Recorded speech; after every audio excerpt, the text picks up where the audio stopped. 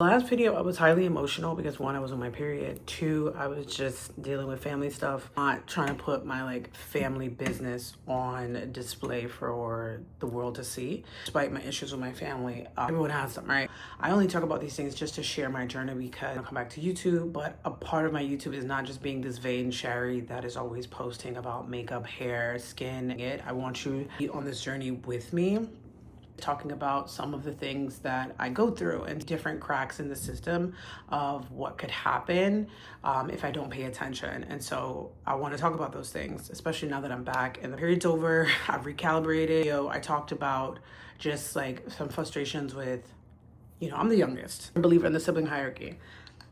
It's like very prominent, and I think like in my family unit, because I'm the only girl and I'm the youngest. In a way, I'm spoiled, but I'm spoiled because I spoil myself. A lot of things in my apartment were given to me by friends and family, specifically my mom and my brothers. Always have my back, but it comes with the territory. It's like, I have your back, so I'm going to remind you that I had your back. And that's the issue that I struggle with. I'm a New Yorker who's already like, our frequency is just whenever we land anywhere is a little bit of a zap. You know what I mean? Like, it takes me a while. Like when I got to Florida the last time I went to see my mom, she was like, you need to relax. I'm currently listening to the train pass by. 5 minutes before I started recording this, I heard the ambulance, smelled marijuana. Like there's always something going on where there's just a lot of stimulation. If I go to anybody's city that isn't New York City, big city, I seem like a lot. It's nice to be medicated because I can laugh and not give a fuck about certain things, but certain things do affect me. And being around my family as much as I have been, I'm the kind of person that acclimated to the city, but the chances of people being acclimated to me definitely is going to take some time. And have some family members in this new city, I still need to find my tribe. Left this city highly emotional, feeling like, oh, is this going to work out for me? Am I going to be happy? And it's my responsibility to find that. I got home and I realized that I needed to go to the hospital because I take iron pills, beads in it.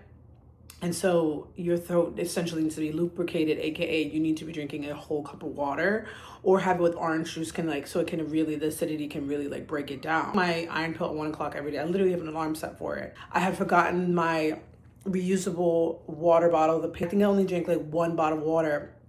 And so I was dehydrated from drinking. I was dehydrated from the sugar, the alcohol. I got pill esophagitis, having trouble swallowing. And there was one day we went to another bar and I remember getting this delicious taco and I got up and my brother looked at me like I was going to throw up. And I was like, I'm not going to throw up. To Whole Foods on the last, I think it was like Tuesday night, the broth. And it was like amazing. And they helped like lubricate and loosen my throat, but I still need to go to the hospital. I got famotidine. I got to take it for the next 30 days. Stopped taking iron supplement. And the whole situation was scary. And like when I told my family, everybody was like freaked out. I felt a little defeated by the time I left. Then my period came. It was extremely heavy. The flight back was crazy. I'm allergic to dust and dander, which makes everything extremely volatile for me. And so it was like a lot of things were just building up. Damn, you've been through a lot. And I think because I'm so used to being through a lot, I was like, what are you talking about? And it's like, hold on. A few moments later.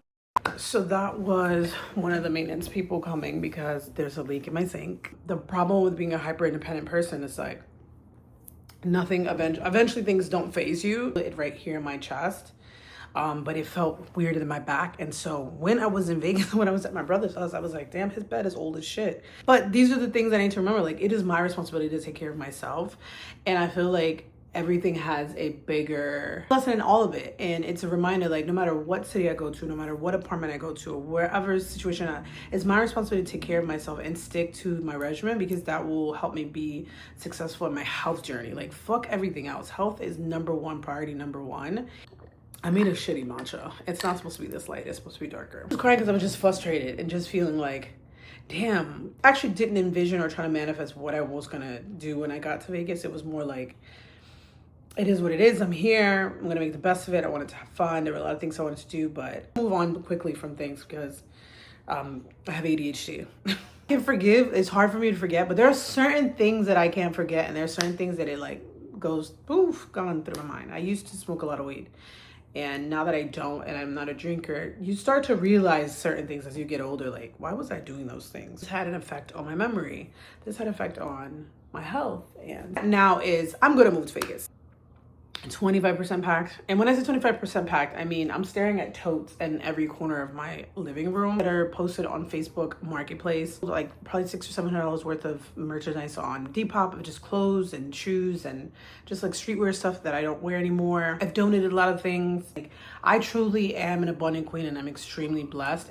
Sometimes I think I want more, and then I'm like, who's gonna use all that stuff? I have are things that I wanted, and anything extra I usually give to friends and family, and then I like to donate or just give away. I used to be really afraid to post about the journey. It would have been really interesting had I done that back in like 2017 when I really started this. I could make a whole video about the roommates that I had and the struggles that I had, my dad kicking me out. Finally getting here to this apartment was like a blessing and a curse. The blessing is like, I have furniture to take to Las Vegas.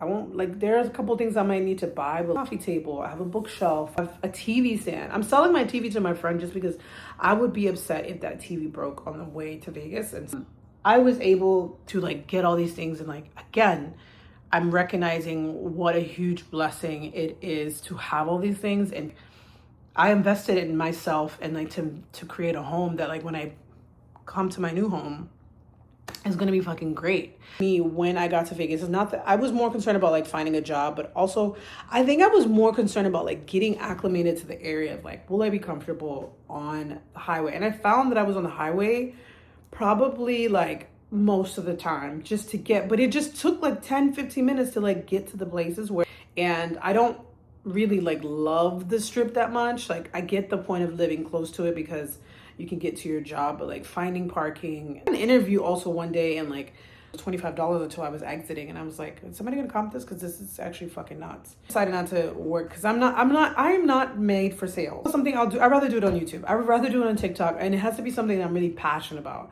The idea of selling something that I'm not passionate about is just, it makes me sick to my stomach. My check and my livelihood would just give me intense anxiety. Like, I would need a Xanax. I just can't do that. And I remember telling my brother's fiance that I was like, I really just want to be pretty.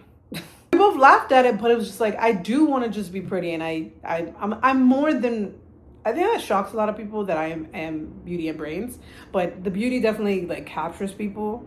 That happened a lot at Trader Joe's, where like so many people will be like, oh, you're not dumb. Like, just because I got on a full beat does not mean that I don't know what I'm talking about, that I'm not an educated, intelligent, well-rounded, well-cultured woman, and that I'm not in tune with myself. I have social, emotional intelligence. I know that I don't like the Fremont area. It's extremely, it just gives me a bad itchy vibe. Anything that's like off the strip but close to the strip is going to be a little bit more the vibe, and so that's where I applied. And there is one particular hotel that I really want to work at because it's just enough fancy but just enough chill. I love the decor. I love just like everything about it. I really hope that they call me. I went in there and dropped off my resume and I applied, and I was like, what's up? You need a pretty girl in here who has personality. As I reach my late 30s and get to my 40s, I would like for my career to go on further, and I want to push that with this channel and take you guys along with me. And that I will do talking about things will probably be towards the end, because I feel like at this point, what more can I tell you guys? Like, I've been to all my last doctor appointments. I'm prepared with all my medicines. I'm halfway packed. I got to get more boxes. I got to reach out. And like, I can talk about those things in another video, but I also find that shit very boring. I'm recalibrated. I'm recentered with myself. I feel much better. And I know that people watching and be like, girl, you don't have a plan. And like, the thing is, anytime that I've made a plan, God has laughed in my face multiple times. I have a cushion, aka money, and I mean, worst comes to worst, they're gonna have to let me stay at their house. Like, that's just the end of that. But I don't want to have to do that. I want to rent a room. I want to get myself situated. My brother asked me like, how is it driving? I was like, muscle that I know that I have, aka getting in the car and going. I cannot wait to take you guys with me to drive from LA to like get a booking and stuff. I'm also excited to do brand ambassador work, do promo modeling in Vegas, because they have so many convention centers. It'll be 9 years since I moved here, and I first moved because of my dad, and I moved during my Saturn return. Leaving for me a familiar town to an unfamiliar town is exciting, extremely scary. It's scary because like, what the fuck? But not like, I don't allow anything other than this is going to work out to enter my mind. better friendships with better boundaries and manage expectations and relationships, romantic, and meeting new coworkers and having a new boss and all that. Like that, I'm looking forward to more than anything, despite what's going on in the world, in the economy. Like I cannot let fear mongering get the best of me. Something the other day was like, people who live here in the scarcity mindset make certain financial decisions that impact a certain market and a certain industry. Fear, you're gonna probably clear out your savings, or just so that you can have access to the cash, or you'll sell all your shares in your stock portfolio, and like somebody's banking on that, and there's somebody banking on you making decisions based on your fear. And I do not want to make anybody else richer other than myself. I'm grateful for the almost 3,000 people who subscribe to my channel. Clearly there's something about me you love, and I'm gonna give you more to love. I continue to say, like, thank you for coming on this journey. Like the top cannot wait to see me.